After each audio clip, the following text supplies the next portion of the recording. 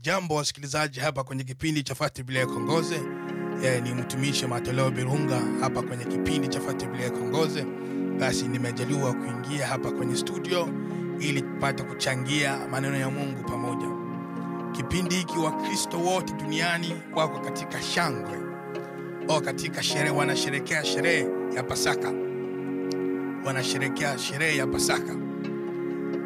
Kwenye platform zetu za Fuata Biblia Kongoze hapo tayari kumekutaniwa na fundisho ya Pasaka. Mchungaji Pastor Palale akifundisha aina 3 za Pasaka. Akifundisha kuhusu Pasaka 3 zinazopatikana ndani ya Biblia. Mungu asaidie sana. Ila wengi wetu wanatambua wanajua tu labda Pasaka ya kwanza na ya pili, au labda Pasaka ya kwanza iliyochukua nafasi Egypt. Wengi wanaijua, lakini kuna Pasaka 3 zinazopatikana ndani ya Biblia. Ingekuwa vizuri uende kule vile utaipata, na ninaamini utajifunza mengi kuhusu Pasaka. Utajua hizo Pasaka 3 zilitendeka kivipi. Mungu atusaidie sana. Mungu apate kutusaidia sana. Sasa na leo kwa sababu ni siku ya Pasaka, na mimi nitaenda kugusia kidogo kuhusu Pasaka siku ya leo hii. Mungu asaidie sana. Mungu apate kutusaidia sana. Sasa hii ni siku kubwa ya Wakristo, kama jinsi ilivyokuwa siku kubwa kwa Bwana wetu Yesu Kristo. Na hii ni mambo katika Kiingereza inaitwa Holy Week. Ni wiki ya mwisho ya Yesu Kristo. Wiki ya mwisho ya Yesu Kristo. Mungu apate kutusaidia sana. Na katika vitabu vingine vya Kiswahili wanaita Jumaa kama sauliki, Jumaa za mateso au wiki ya mateso, sikumbuki vizuri. Mungu apate kutusaidia sana. Asa fundisho letu leo inaitwa sababu gani Yesu alipanda punda kuelekea Yerusalemu. Sababu gani Yesu alipanda punda kuelekea Yerusalemu? Sijui kama umewahi kujiuliza ulizo kama na hiyo. Sababu gani Yesu alipanda punda kuelekea Yerusalemu? Mungu atusaidie sana. Jambo lolote lenye Yesu alitenda mbele za watu, hilo ni jambo lilikuwa na maana fulani. Ilikuwa na maana fulani. Mungu atusaidie sana. Basi tunaingia mara moja kwenye kitabu cha Luka 21 na mstari wake wa kwanza mpaka wa 5. Luka 21 mstari wake wa kwanza mpaka wa 5 inasema hivi. Hata walipokaribia Yerusalemu na kufika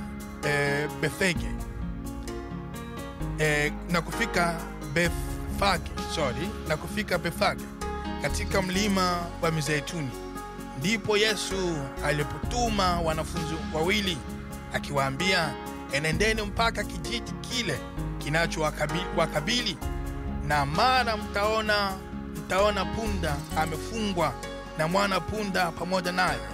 Wafungueni muniletee. Na kama mtu akiwaambia neno, semeni Bwana anawahitaji, na mara huyo atawapeleka. Haya yote yamekuwa ili litimie lile neno lililonenwa na manabii akisema, mwambieni binti Sayuni, tazama mfalme wako anakuja kwako, mpole, naye amepanda punda na mwana punda, mtoto wa punda. Amen. Mungu apate kusifiwa sana. Mungu apate kusifiwa sana. Haya ni maelezo yenye Mathayo aliandika kwa ajili ya ujio wa Yesu Kristo akirejea akielekea Yerusalemu. Mungu asifiwe sana. Asa hii ilikuwa ni siku kubwa. Ilikuwa ni siku special. wakikaribia kwenye sherehe kubwa ya Pasaka. Mungu atusaidie sana. Na Yesu Kristo siku ya kwanza ya Jumaa akaanza safari.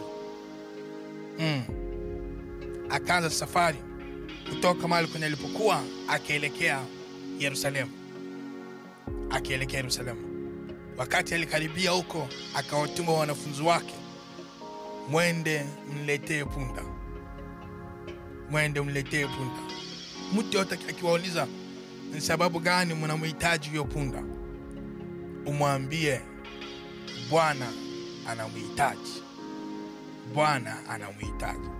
Na huyo mtu ni lazima atawaruhusu mchukue punda huyo umlete.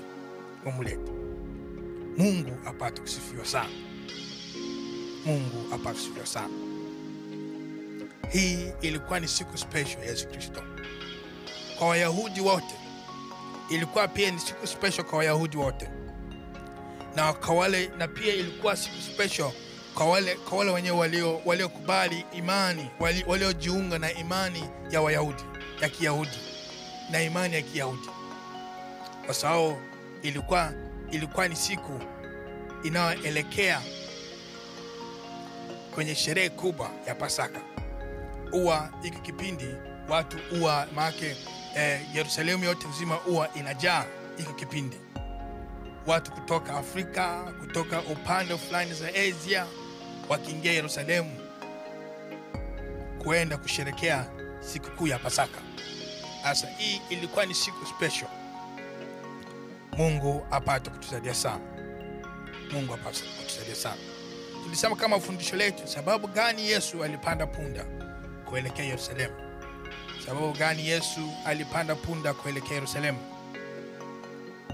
Basi katika hii ulizo tutazungumzia kuhusu vipande viwili. Kipande cha kwanza, ili yaliyosemwa na manabii yapata kutimia.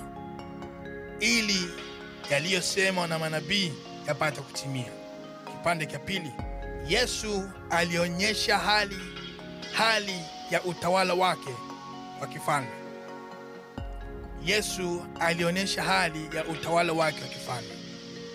Tulisema kwamba katika hii ulizo, sababu gani Yesu alipanda punda kuelekea Yerusalemu, katika ulizo hii tutaijibu kwa vipande viwili. Kipande cha kwanza, ili yaliyosemwa na manabii yapate kutimia, na kipande cha pili, Yesu alionyesha hali ya utawala wake wa kifalme. Mungu apate kusaidia sana. Basi tunaanza kuzungumzia kuhusu kipande cha kwanza, ili yaliyonenwa na manabii yapate kutimia. Mungu apate kusifiwa sana. Sasa ujio wa Yesu Kristo ulitabiriwa tangu zamani. Unabii kuhusu ujio wa Yesu Kristo na habari njema ya wokovu. Mungu asaidie sana. Tunaingia katika kitabu cha Isaya ya 52 mstari wa 7 mpaka wa 10. Mstari wa 7 mpaka wa 10, au Isaya 52 mstari wa 7 mpaka wa 10, nasema hivi: jinsi ilivyo mizuri juu ya mlima miguu yake aletaye habari njema, yeye aitangazaye amani, aletaye habari njema ya mambo mema, yeye autangazaye wokovu, awaambiaye Sayuni, Mungu wako anamiliki. Sikiza neno hili kwenye mstari wa 7. Yeye aitangazaye amani, aletaye habari njema ya mambo mema, yeye autangazaye wokovu, awaambiaye Sayuni, Mungu wako anamiliki. Hiyo ni mstari wa 7. Sauti ya walinzi wako wanapaza sauti zao, wanaimba pamoja, maana wataona jicho kwa jicho jinsi Bwana arejeavyo Sayuni. Sikiza neno hili, mstari wa 8. Maana wataona jicho kwa jicho jinsi Bwana arejeavyo Sayuni. Maana wataona jicho kwa jicho jinsi Bwana arejeavyo Sayuni. Mungu asifiwe. Tunashuka kwenye mstari wake wa 9. Pigeni kelele za furaha, imbeni pamoja, enyi mahali pa Yerusalemu palipokuwa ukiwa, kwa kuwa Bwana amewafariji watu wake, ameukomboa Yerusalemu. Mstari wa 10. Bwana ameweka wazi mkono wake mtakatifu machoni pa mataifa yote, na nchi zote za dunia zitauona wokovu wa Mungu kwetu. Zitauona wokovu wa Mungu wetu. Zitauona wokovu wa Mungu wetu. Mungu asifiwe sana. Mungu asifiwe sana. Kwenye mstari wake wa 10 tulipata neno, Bwana ameweka wazi mkono wake mtakatifu machoni pa mataifa yote, na nchi zote za dunia zitauona wokovu wa Mungu wetu. Zitauona wokovu wa Mungu wetu. Mungu asifiwe sana. Ukiwa na muda mzuri, soma Luka 3 na mstari wake wa 6. Soma Luka 3 na mstari wake wa 6. Mungu atusaidie sana, hapo tutajifunza mengi. Mungu atusaidie sana. Mungu apate kutusaidia sana. Sasa ujio wa Yesu Kristo ulitabiriwa tangu zamani, kwenye miaka wa 740, kati ya 740 na 681 BC. Haya maneno yaliandikwa kuhusu ujio wa Yesu Kristo, yaliandikwa na mtumishi Isaya. Na kwanza neno Isaya inamaanisha Mungu ni wokovu. Ikimaanisha Mungu ni wokovu, Isaya akaongozwa na Roho Mtakatifu akaandika haya maneno. Katika mafundisho ya unabii, kuna nabii nyingi ziliandikwa na ikatimia vile vipindi vya zamani. Pia hii unabii ikakuja tena kutimia kwenye vipindi vya mbele. Maana yake nikitaka maanisha kwamba kuna unabii nyingine huwa zinatimia double, zikitimia mara pili. Mungu asaidie sana. Kwa sababu kwa mafundisho haya, kwa neno hili tutatoka kusoma hapa kwenye Isaya 52 mstari wa 7 mpaka wa 10. Hii unabii ulitolewa na Isaya ukatimia kile kipindi cha Isaya, na pia hii unabii ikakuja pia kutimia kwenye kipindi cha Yesu Kristo. Mungu asaidie sana, tutajifunza mengi huko mbele. Mungu apate kutusaidia sana.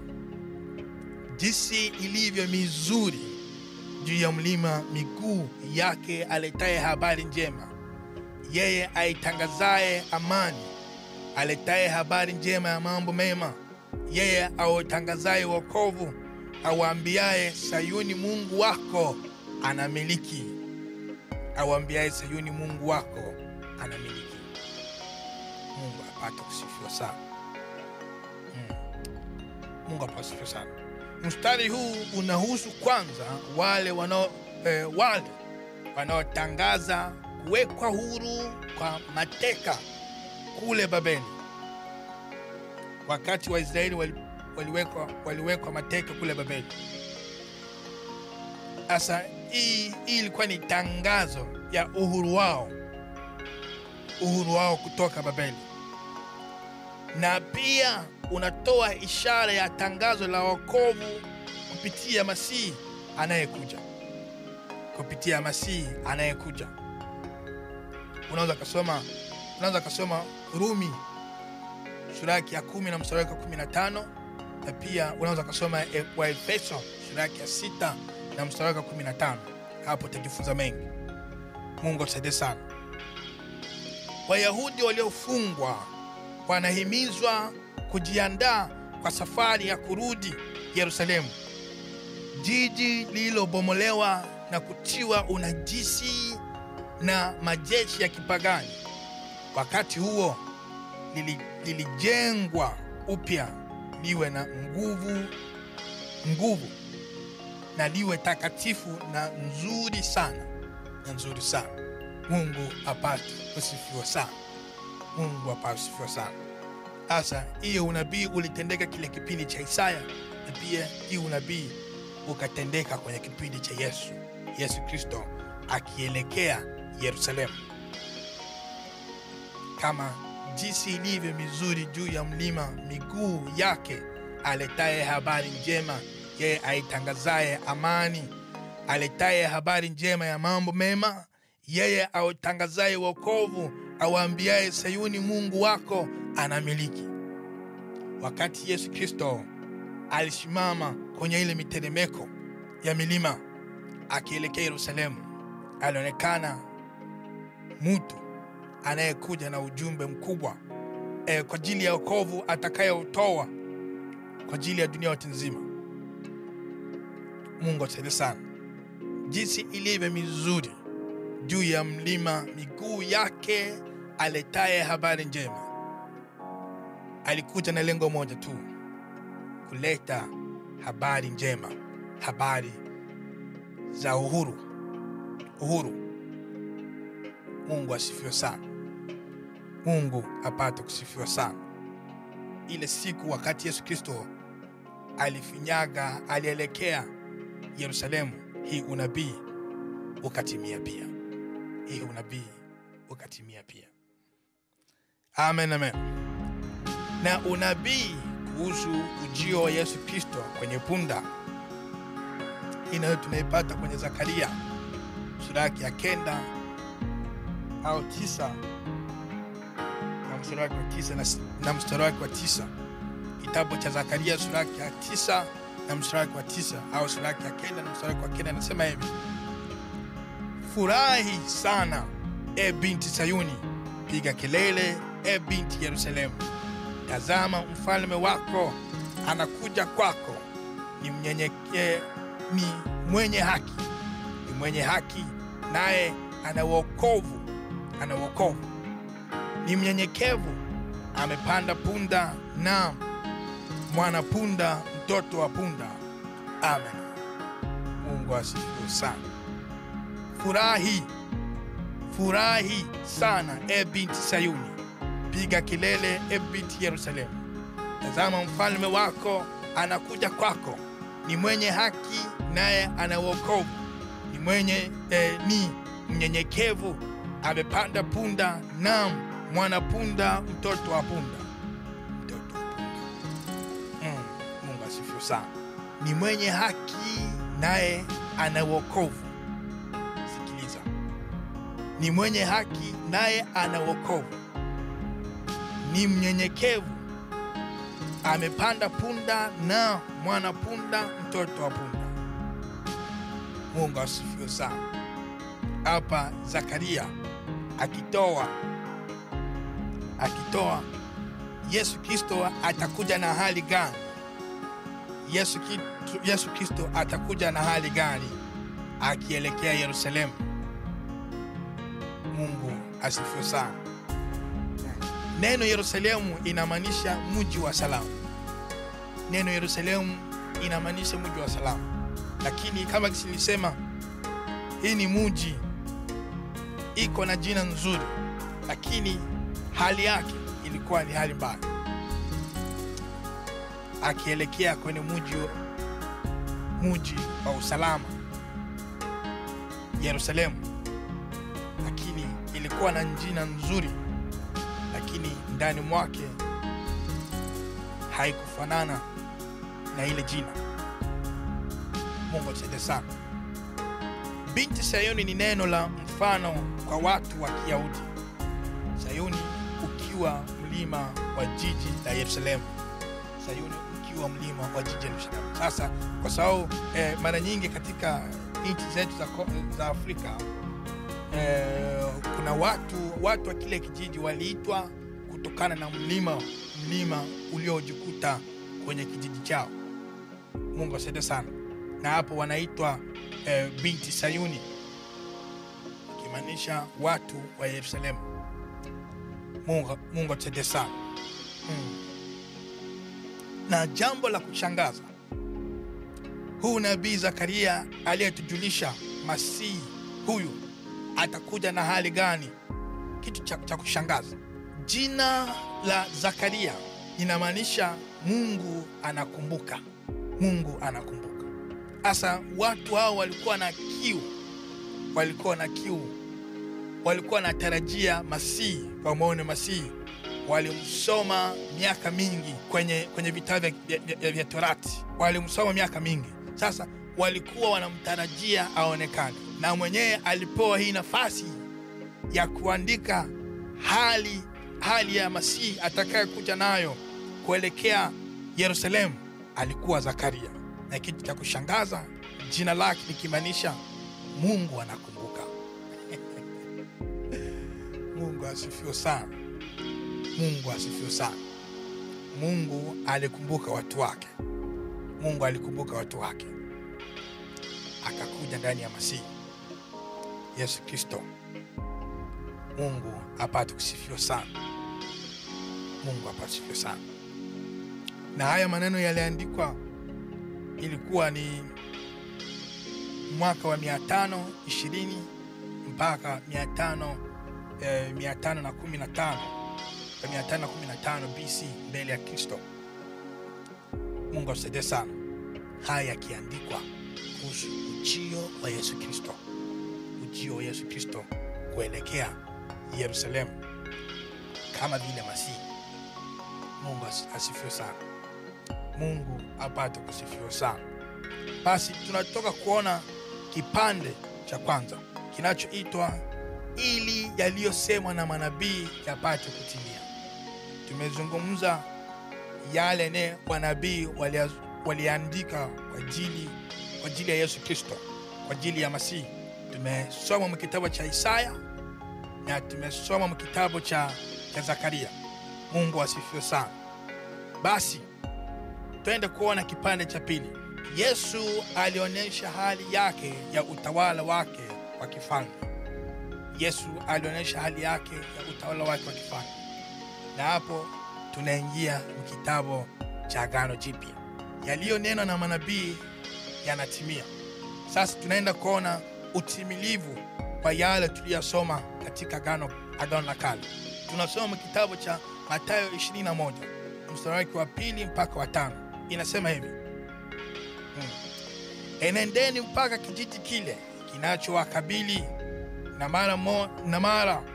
mara mtamwona punda amefungwa na mwana punda pamoja naye, wafungueni muniletee. Na kama mtu akiwaambia neno, semeni Bwana anawahitaji, na mara huyo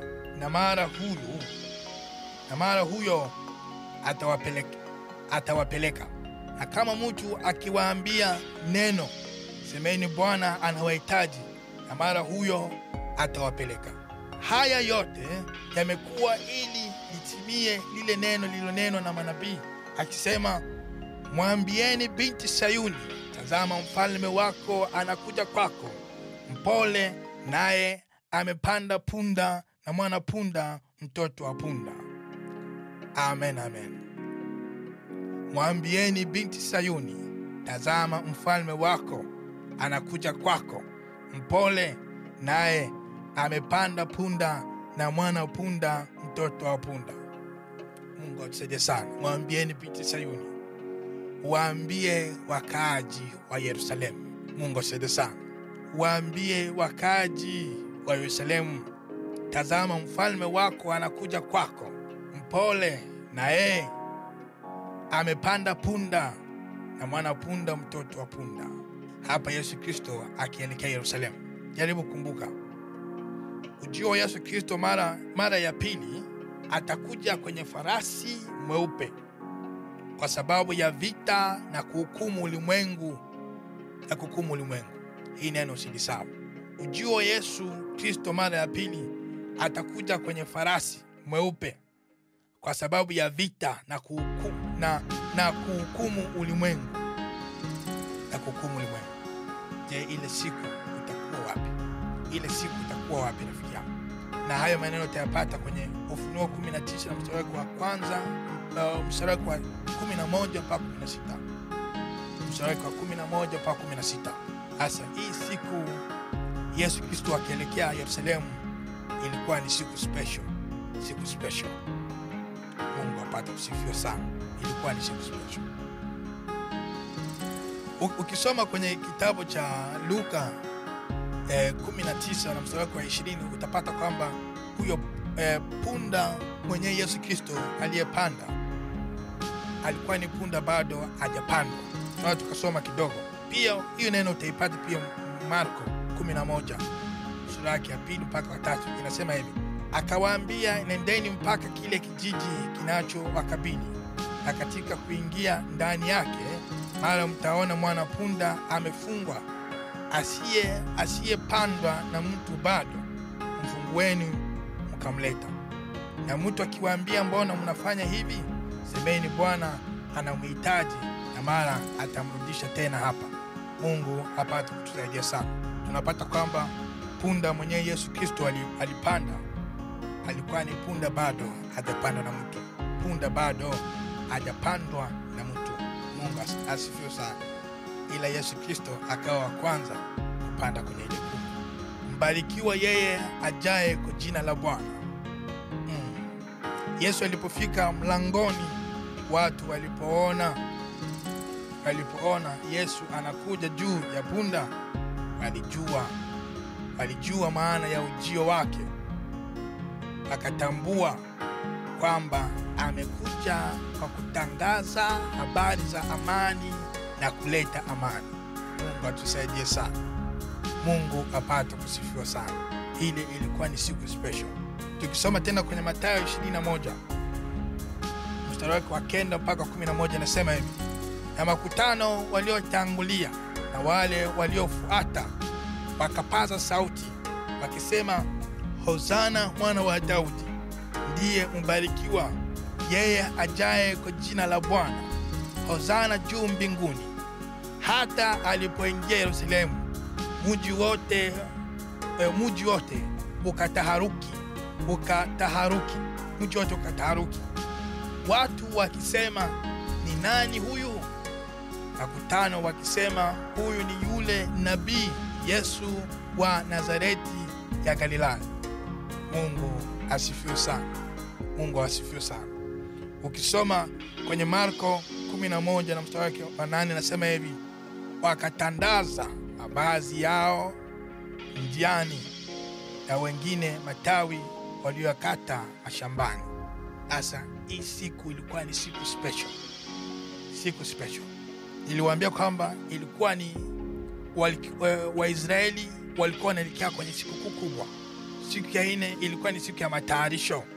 Siku ya matayarisho ya siku kuu. Mungu asaidie sana. Na wakikula mikate sio chiwa na chachu. Siku ya 5 jioni wakimchinja kondoo. Siku ya 5 jioni wakimchinja kondoo.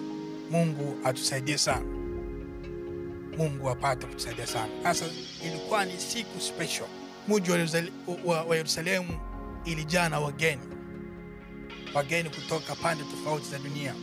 Wale wote walioamini imani ya Wayahudi pamoja walikuwa wanajikaza limoja kwa mwaka. Siku moja limoja kwa mwaka wanafika Yerusalemu kwenda kusherekea sikukuu ya Pasaka pamoja na Wayahudi. Sasa kukawa grupe kubwa iliambatana Yesu ikielekea Yerusalemu. Na grupe kubwa umati wa watu ni walitangulia Yerusalemu. Wakati walimuona anakuja akishuka akielekea Yerusalemu, nao pia waliambatana na ile grupe ya Yesu Kristo alikuja nayo, wakishangilia wakisema, Hosana, Hosana mwana wa Daudi, ndiye mbarikiwa yeye ajaye kwa jina la Bwana. Hosana juu mbinguni. Hosana juu mbinguni. Mungu atusaidie sana. Wakasema, huyu ni yule nabii Yesu wa Nazareti ya Galilaya. Nazareti ya Galilaya. Mungu atusaidie sana. Ilikuwa siku special. Ilikuwa siku special. Mungu asifiwe sana. Na mimi nakutakia hii siku pia, hii siku kuu iwe siku special ndani ya maisha yako. Iwe siku special kama jinsi ilivyokuwa siku special kwa Bwana. Na hii siku kuu pia acha iwe siku special na yenye maana, yenye manufaa ndani ya maisha yako. Ndani ya maisha yako. Mungu atusaidie sana.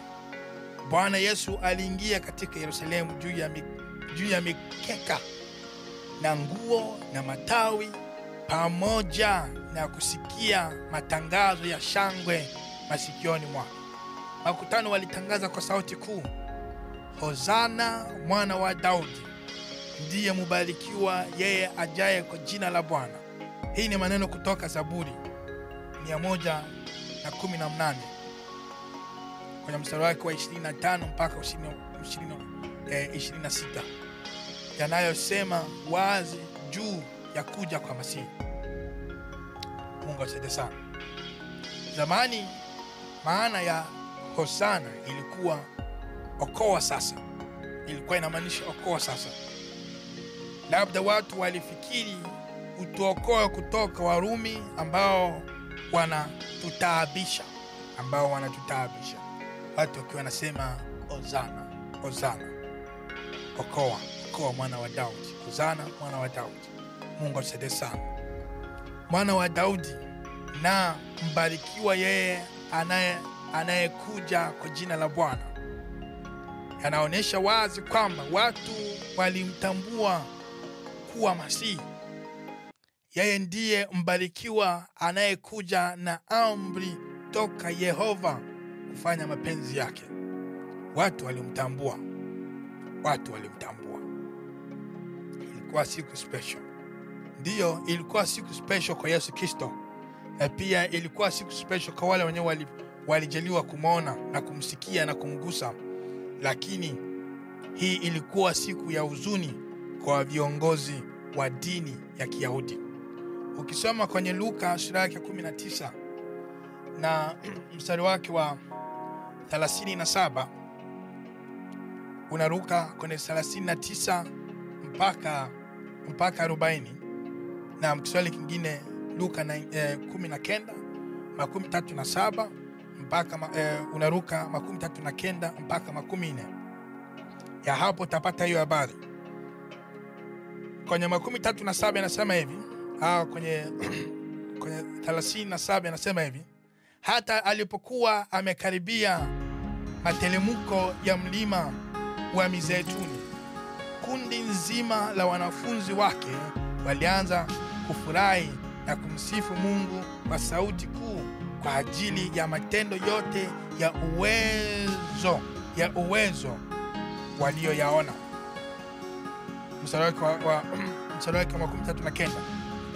Baadhi ya Mafarisayo walikuwa katika mkutano, akamwambia, Mwalimu, wakanye wanafunzi wako. Mstari wake wa 10. Akajibu akasema, nawaambia ninyi, wakinyamaza hawa, mawe yatapiga kelele. Mungu asifiwe sana. Hii ilikuwa special. Ilikuwa siku special ya Yesu Kristo kupata sifa. Manake hapa Mungu aliamua kumtukuza mwana wake. Mungu atusaidie sana kwa ngambo ya sifa kutoka kwa wanadamu. Mungu atusaidie sana. Bwana akajibu akasema, nawaambia ninyi, wakinyamaza hawa, mawe yatapiga kelele. Mawe yatapiga kelele. Mafarisayo hawakufurahi hata kidogo kwa Yesu kupata heshima hii mbele ya watu wengi. Mafarisayo hawakufurahi hata kidogo. Ahamakie wanafunzi wake. Lakini Yesu alijibu ya kuwa hakuna njia ya kuepuka sifa namna hii. Mungu asifiwe sana. Yesu akasema, mimi siwezi nikaepuka na sifa kama na hii. Hakuna njia ya kuepuka sifa kama na hii. Kama wanafunzi wasipomsifu, atapata sifa toka mawe. Yesu Kristo alikuwa tayari kupata sifa kutoka mawe. Mungu atusaidie sana. Lakini pia ilikuwa ni jambo la huzuni lenye Yesu Kristo alisema hivi, alihamakia Wafarisayo, kwani walikuwa wenye mioyo migumu kupita mawe yasiyokuwa na uzima. Unasikia hili neno? Yesu Kristo alihamakia Wafarisayo, kwani walikuwa wenye mioyo migumu kupita mawe yasiyokuwa na uzima. Kupita mawe yasiyokuwa na uzima. Mungu asifiwe. Lakini ile siku ilikuwa siku special. Ilikuwa siku special. Hata kuona maelezo ya mifano tunayoyapata katika fundisho hii. Nchi Palestina walikuwa wanatumia minyama aina 3 kwa ngambo ya usafiri. Mnyama wa kwanza ilikuwa ni ngamia. Huu ni mnyama waliutumia kwa kubeba mizigo na pia kwa usafiri. Nyama ya 3 ni farasi. Huu ni mnyama waliutumia zaidi kwa ngambo ya vita, na pia walitumia kwa ngambo ya mashamba na mambo kadhalika. Sasa mtawala akija mjini kwenye farasi, huwa anakuja na tangazo ya vita. Maana mtu huyo aje kwa amani. Unaweza kusoma katika kitabu cha Mezali 21 na mstari wake wa 31. 11, Mezali 11 mstari wake 31. Mungu atusaidie sana. Na mnyama wa pili, mnyama wa tatu ilikuwa ni punda. Na punda ina mfano wa huduma, service. Sasa punda inatumika kubeba mizigo na pia kwa usafiri. Mungu atusaidie sana.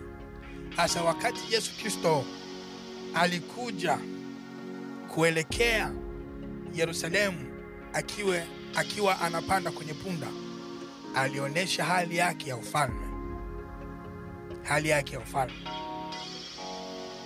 Mungu atusaidie sana. Tukisoma hapa hivi kwenye Mathayo sura yake ya 20 na mstari wake wa 15 mpaka 18. Mathayo 20 mstari wake wa 25 mpaka 28 nasema hivi: lakini Yesu akawaita akasema, mwajua ya kuwa wakuu wa mataifa huwatawala kwa nguvu na wakubwa wao huwatumikisha, lakini haitakuwa hivyo kwenu. Bali mtu yeyote anayetaka kuwa mkubwa kwenu na awe mtumishi kwenu, na mtu yeyote anayetaka kuwa wa kwanza kwenu na awe mtumwa wenu, kama vile mwana wa Adamu asivyokuja kutumikiwa, bali kutumika na kutoa nafsi yake iwe fidia ya wengine. Mwana wa Adamu haji kutumikiwa, bali kutumika na kutoa nafsi yake iwe faida ya wengine. Mungu asifiwe sana. Punda ina mfano wa amani. Punda ni mnyama mpole mwenye kuonesha amani.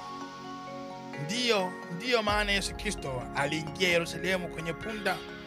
Yeye ni mfalme wa amani. Na mtawala akija mjini akipanda punda, inamaanisha mtu huyo aja kwa amani. Mungu atusaidie sana. Kama kitu tusema pale kwenye Mathayo 21 mstari wa 5 inasema hivi: mwambieni binti Sayuni, tazama mfalme wako anakuja kwako, mpole naye amepanda punda na mwana punda, mtoto wa punda. Mungu apata kusifiwa sana. Aliingia Yerusalemu akionyesha hali yake ya utawala. Na pia ukisoma kitabu cha Isaya sura ya 9 na mstari wa 6 mpaka wa 7, hapo utasoma habari za Masihi, wakimuita yeye ni Masihi, ni mfalme wa amani. Yeye ni mfalme wa amani. Masihi huyu ndiye Emmanuel wa kweli, yani Mungu yu pamoja nasi. Basi tunaendelea pia na mifano tuliona, au tunazungumzia kuhusu vitendo vilivyotendeka kwenye kipindi cha ujio wa Yesu Kristo kuelekea Yerusalemu. Watu walishangilia na watu wakatoa nguo zao. Walitoa nguo zao wakatandika chini. Inamaanisha wakionyesha kwamba wenyewe si kitu, bali Yesu Kristo anastahili sana zaidi yao. Yesu Kristo anastahili sana zaidi yao. Kushika matawi na kuyainua juu inamaanisha kuinua na kutukuza yule mfalme wa amani unaokuja na Yesu Kristo. Mfalme wa amani unaokuja na Yesu Kristo. Mungu asifiwe sana. Sasa ni hivyo kwa ndugu zangu katika Kristo. Hii siku ni lazima iwe siku special kwako.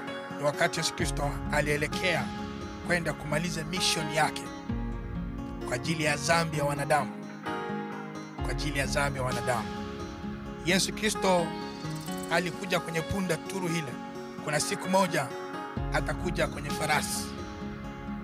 Na hapo atakuja kwa ngambo ya kupigana vita na kuhukumu ulimwengu. Sasa mimi na wewe tutakuwa wapi rafiki zangu? Jiunga na wengine, uwe miongoni mwa wale watakaotawala pamoja na Yesu Kristo.